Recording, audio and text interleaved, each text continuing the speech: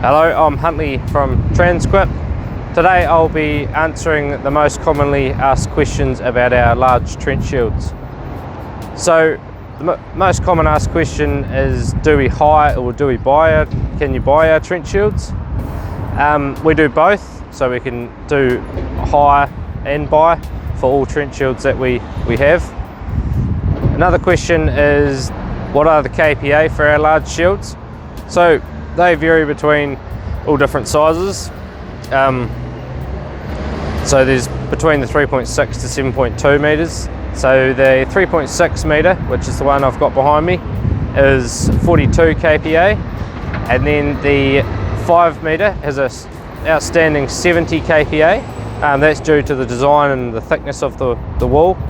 And then the 7.2 meter is 36 KPA for those.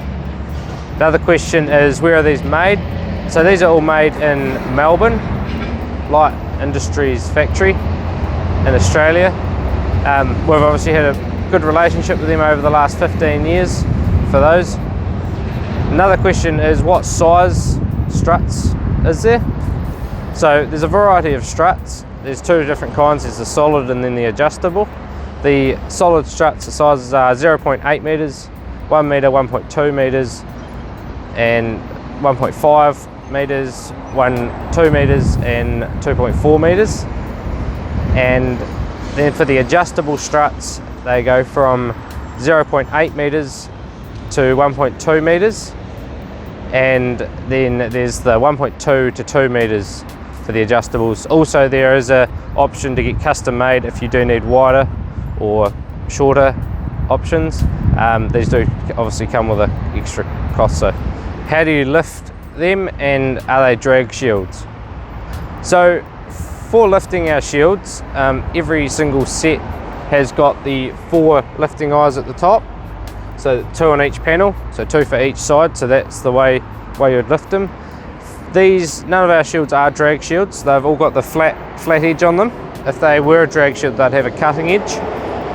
The bottom has a cutting edge, obviously for putting it in, but if it was a drag shield, it would have the same what's on the bottom as what would be on the edge.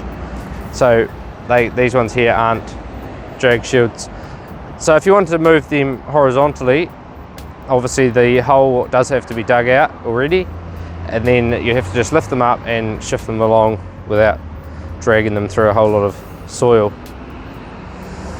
If you're wanting a drag shield, we can do drag shields, but there is just a lead time and an additional cost with these for the alloy drag shields. Can you join them and increase the depth or make a box?